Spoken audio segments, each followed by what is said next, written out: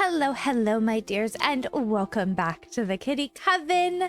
I have some very exciting news for us today because Infinity Nikki's 1.5 bubble season is going to be released in just a few days on April 29th, and it is the biggest update yet. There's so much coming in this update, so I'm going to break it down bit by bit. But before I do that, it would mean the world to me if you took a moment and made sure that you were subscribed, had your notifications on, and if you're feeling extra supportive today, went and followed some of my other social medias as well. Let's get into what's coming though. All right, getting into 1.5 bubble season, we are going to be getting a whole new area called Serenity Island, which will bring its own exclusive quests and events. Bubble season on Serenity Island is said to be a very exciting time for the PCs as the bubble blooms release cascades of bubbles all over the island. We'll even be able to interact with the island directly after unlocking the new ability outfit, Spring Bloom Enchantment, which allows us to interact with the spring blooms, bringing forth a column of water. We'll also have a new mode of transportation on Serenity Isle, the Breezy Bubble Boat, which can be found floating around the isle from the looks of things. It does look like we just get to stand on these really gorgeous bubbles, and they will kind of have, looks like a set path that we're gonna be able to follow, but lots of new areas to explore. And of course, with this, we're gonna have the new quests and event stuff going on as well. Serenity Island isn't the only new location coming in 1.5 though. We're also going to be able to visit a new area dedicated to co-op. That's right, it's finally here. And it's called the Sea of Stars. In this area, we're going to be able to invite other Nickies into our world and explore together. Now, it does appear at this time that the exploration is kind of limited, as the one who initiates contact will essentially be in full control of both Nickies by holding the hand of the invited Nikki as they walk, jump, and run around Serenity Isle. However, there are also co-op challenges that both Nickies move independently for and will have to rely on each other to complete. We'll also be getting a variety of other small interactions in the Sea of Star itself for co-op, including the ability to turn into the critters of Mirrorland, a runway to show off your favorite outfits, and the ability to collect things for both Nickies. So when one collects it, it should share it to both, and this is going to include chests, whim stars, and items along the way. The exact specifications on how things are going to be shared is kind of unknown, but if I had to guess, it's essentially going to collect it in both worlds at once, so each Nikki will receive the items. So if you collect a chest in your world and the other Nikki hasn't collected that chest, it'll basically auto-collect it in their world for them and give them their rewards. Now, this is pure speculation on that part, but I'm very excited to see what that means. And as a bonus to the co-op, it does appear we may be able to invite random Nickies who happen to be in the Sea of Stars at the same time as us, allowing for even more community mingling. As well, it is mentioned they plan to further extend co-op in the future, and personally, I really hope this means the ability to run around independently in the same world in the future, as well as the ability to have more than 2 people co-op together at once. Let's get into the biggest thing in this update. We all know what we've been waiting for, and that is the new outfits, and there are tons to come.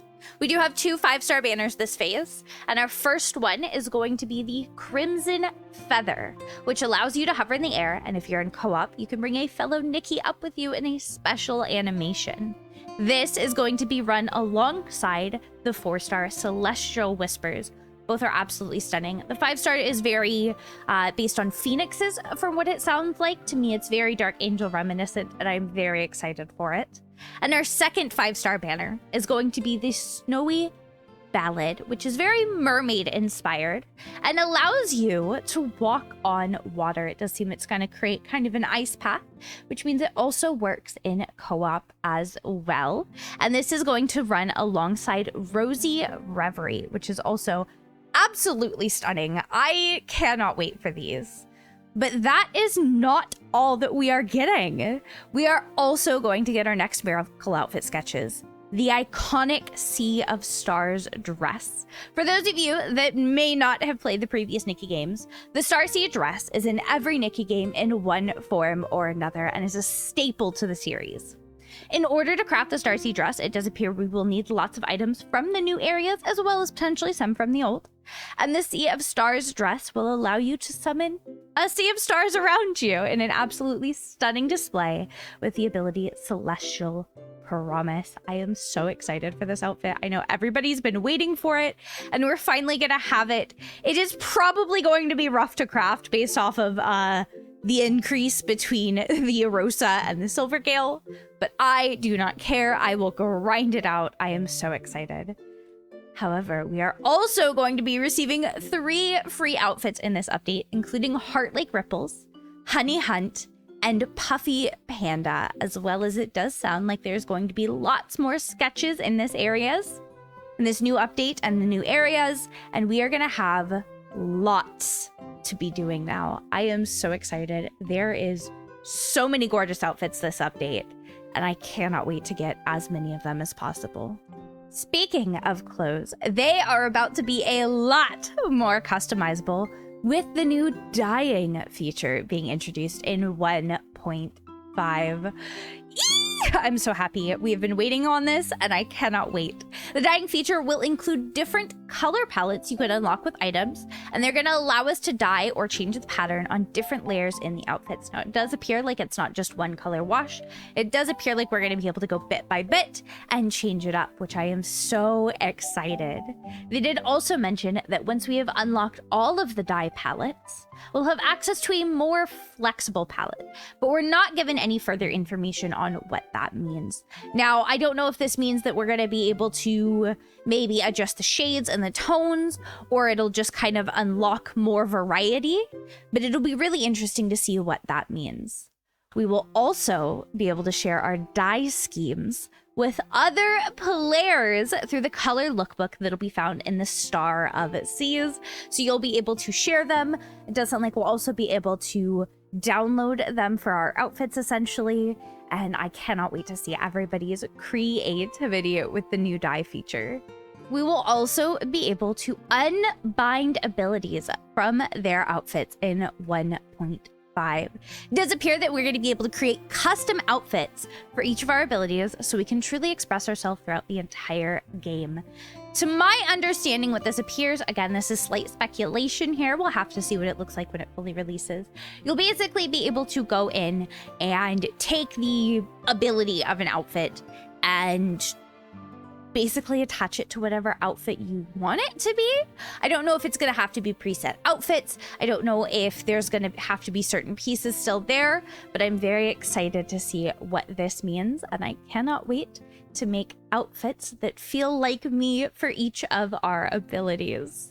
At this point, we've talked about a lot of the major things coming in 1.5, but I do want to quickly mention some of kind of the smaller details and optimizations coming as well. So we're going to have a bit of a quick fire round real quick. Our previous heartfelt gift rewards will be made available through 1.5 for anyone who did not get them. 1.5 is also going to implement a returnee reward system, meaning if you do not log in for 14 or more days, when you return, you'll be able to receive some additional rewards through logins and additional tasks from the sounds of it. Mobile is also getting a ton of optimizations, including some mobile-specific assets, further rendering for photo mode, and improvements based on different phone models, allowing them to perform their best. They have also said they are working on even more mobile optimizations. I highly suggest going and checking out their page for more information breaking all of these down. But mobile isn't the only one getting system optimizations. PC is also receiving some as well, including better graphics, semi-transparent materials, and better reflections on water and glass surfaces. There's also going to be access to the DLSS feature on 40 series cards or newer. And amazingly, with 1.5, Infinity Nikki is also introducing Twitch drops. So make sure to be watching your favorite Nikki creators to get those rewards. You can usually find me playing Nikki on Sundays over on Twitch, but I'll also be covering the update on Friday, May 2nd. You can always follow my social medias and you'll be able to see the schedule and have an idea of when we're going to be playing Infinity Nikki, so you can come hang out with Kitty Coven and get your drops. And that just about covers everything for 1.5 that we know. If I missed something, please feel free to let me know in the comments as well.